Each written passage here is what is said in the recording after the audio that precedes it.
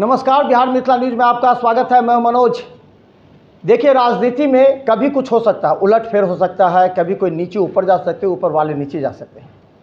लेकिन जिनके अंदर कर्मठता है, थोड़ा सा तकनीकी ज्ञान है और लॉयल है अपने जो पार्टी के प्रमुख हैं उनके प्रति, तो निश्चित तौर पर उनका आगे जो है कैरियर भी बना रहता है और लोगों में पहुंच भी है। ज़रा गौर कीजिए, आज संजय झा की पहुंच और लोगों के बीच लोकप्रियता, जैसे ही वो कहीं आते हैं तो सैकड़ों की संख्या में नेता कार्यकर्ता उनसे मिलने के लिए क्यों पहुंचते हैं। उन्होंने भी अपने जीवन को त्याग में, जो उनका त्याग था, उस त्याग को जीवन में उन्होंने रखा। उन्होंने पूरी तरह नीतीश कुमार की जो पूरी तरह आइडियोलॉजी थी उनके प्रति वफादार रहे। इसलिए आपको याद होगा कि संजय झा भारतीय जनता पार्टी में थे, अरुण जेटली के काफ़ी नज़दीक कहे जाते थे और उस समय जदयू और भाजपा को एक साथ मिलाने में संजय झा की काफ़ी भूमिका रहती थी। इसके बाद आंतरिक बात हुई, इंटरनल जो होता है वो भावनात्मक बात हुई। उसके बाद संजय झा, जबकि एक ही साथ थे, बीजेपी जदयू एक साथ थे, उस समय संजय झा बीजेपी को छोड़कर जनता दल यूनाइटेड में शामिल हो गए। उसके बाद से नीतीश कुमार के पूरी तरह वफादार रहे, नीतीश कुमार के हर निर्णय में साथ रहे, नीतीश कुमार को हर मुद्दे पर सुझाव देते रहे। बहुत से ऐसे मुद्दे थे राजनीति से जुड़े हुए, विकास से जुड़े हुए और वैसे मुद्दे जिससे जनता के बीच ख्याति मिल सकती है, उन तमाम मुद्दे पर नीतीश कुमार के साथ रहे। और आज इसी का नतीजा है कि भले ही संजय झा जनता के द्वारा चयनित नहीं हो पाए हैं, लेकिन उन्हें एमएलसी के साथ राज्यसभा तक का सफ़र तय करना पड़ा। यही नहीं, अब उनकी धीरे धीरे ख्याति, उनके कार्यप्रणाली और उनके आइडियोलॉजी से निश्चित तौर पर भारतीय जनता पार्टी के बड़े नेता भी प्रभावित हो रहे हैं।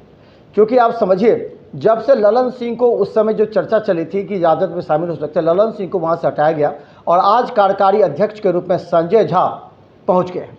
संजय झा राज्यसभा में संसदीय दल के नेता भी हैं। इसके अलावा बता दें कि संजय झा को संयोजक भी बनाया गया है राज्यसभा में। संयोजक का मतलब है कि भाजपा के साथ जो एनडीए है उनके साथ समन्वय बनाते हुए किसी मुद्दे पर चर्चा करें। इसके अलावा बिहार में जो चुनाव 2025 में होने वाले हैं उसके भी प्रभारी रूप से बनाए गए हैं, ताकि टिकट कहां से किसको मिले, कितने सीट पर उम्मीदवार खड़े कर सके, ये बहुत बड़ी जिम्मेदारी संजय झा की है। और संजय झा दरभंगा पहुंच रहे हैं, अपने गांव पहुंचेंगे। इससे लेकर के जनता दल यूनाइटेड बड़े पैमाने पर तैयारी प्रारंभ कर दी है कि जैसे वो आएंगे दरभंगा, उनका भव्य स्वागत पटना से लेकर के दरभंगा तक किया जाएगा, झंझारपुर तक स्वागत किया जाएगा। इसको हम आपको दिखाएंगे भी। लेकिन देखिए, कब किस नेता की स्वागत कैसे होती है, क्यों होती है?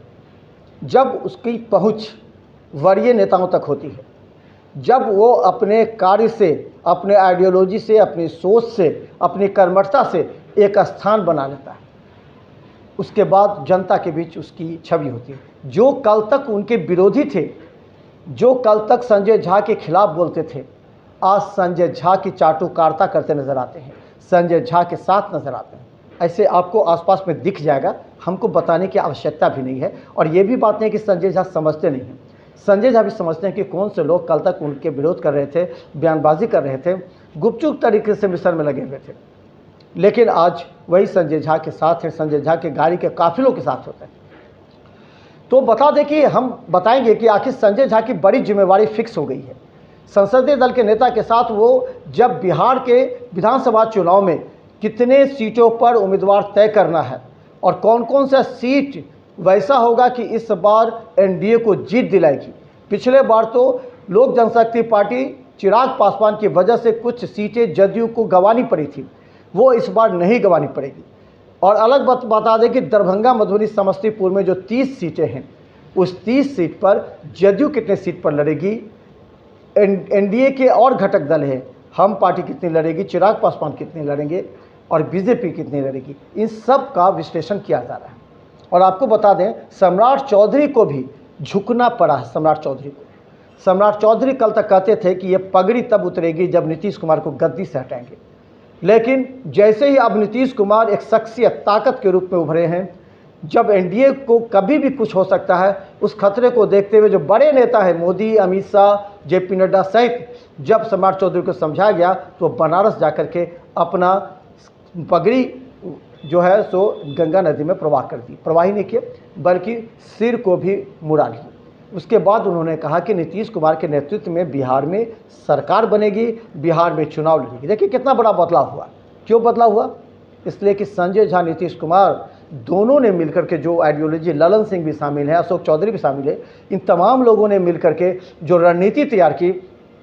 भले ही 12 सीट मिली नीतीश कुमार को, लेकिन 12 सीट उनको कम से कम 100 सीट के बराबर हो गया, जिससे भाजपा उनको इनकार नहीं कर सकती है, क्योंकि आने वाले चुनाव में जो है विधानसभा भी देखना है। इसके अलावा देखिए नीतीश कुमार और संजय झा ने जो एक नई रणनीति तय की है, उसकी तथ्य यह है कि अब झारखंड में भी बीजेपी से सीट मांगेगी जदयू, कहेगी हमें भी वहाँ 3 सीट चाहिए चुनाव लड़ने के लिए या 10 सीट चाहिए चुनाव लड़ने के लिए। ये दबाव देगी एनडीए पर, भाजपा पर। इसके बाद भाजपा को मजबूर होकर के सीटें देनी पड़ेगी, क्योंकि केंद्र की सरकार में नीतीश कुमार भागीदार है। देखिए इन तमाम बातों के बीच जब संजय झा दरभंगा पहुंचेंगे तो हम आपको दिखाएंगे कि संजय झा की अहमियत कैसे बढ़ गई है, संजय झा किस तरह यहां पर पहुंच रहे हैं और संजय झा का किस तरह स्वागत किया जाए। राज्यसभा बनने के बाद संजय झा आए थे तो स्वागत हुआ था उनका। इसके अलावा बता दें कि अब संजय झा जब केंद्र में पहुंचे हैं और एक बड़ी जिम्मेवारी दी गई है। हालांकि नीतीश कुमार के साथ अब उनकी जो बातें होती है वो भाजपा के बड़े नेताओं से होती है, जिसमें आप समझिए अमित शाह से होती है, जेपी नड्डा से होती है, जो भाजपा के बड़े बड़े नेता हैं, जिससे बिहार में विकास की बात हो सकती है। और देखिए एक बात, जरा गौर कीजिएगा इस बात को कि विपक्ष आज सवाल उठा रहा है नीतीश कुमार से, और नीतीश कुमार के जनता दल यूनाइटेड के कुछ नेता दबी जुबान से बोलते हैं कि अब भाजपा के साथ आप जुड़े हैं तो बिहार को विशेष राज्य की दर्जा की मांग कीजिए। ये वो नेता हैं जो चाहते हैं आपस में झगड़ा लगाकर नीतीश कुमार को फिर बरगलाना। लेकिन संजय झा कभी भी इस तरह की आवाज़ नहीं उठाए, क्योंकि संजय झा जानते हैं कि विशेष राज्य की दर्जा से ज़्यादा जब अधिक पैकेज मिलता है, विकास के अधिक काम हो रहे हैं, रामायण सर्किट बन रहे हैं, कई तरह के विकास के कार्य की योजनाओं में कभी भी केंद्र अड़ंगा नहीं लगा रहा है, तो इस मुद्दे को गंभीरता से नहीं लेना है, बल्कि विकास, बिहार के विकास के लिए काम करना है। देखिए कितनी सूझबूझ रणनीति रखते हैं संजय झा। हम आपको लगातार दिखाते रहेंगे। बिहार की राजनीति पर हमारी नज़र है, वो भी पैनी नज़र है। धन्यवाद। यूट्यूब में सब्सक्राइब कीजिए GTPL और सिटी केबल चैनल पर, जहां 30 से 40 हज़ार लोग 24 घंटे हमें देख रहे हैं। धन्यवाद।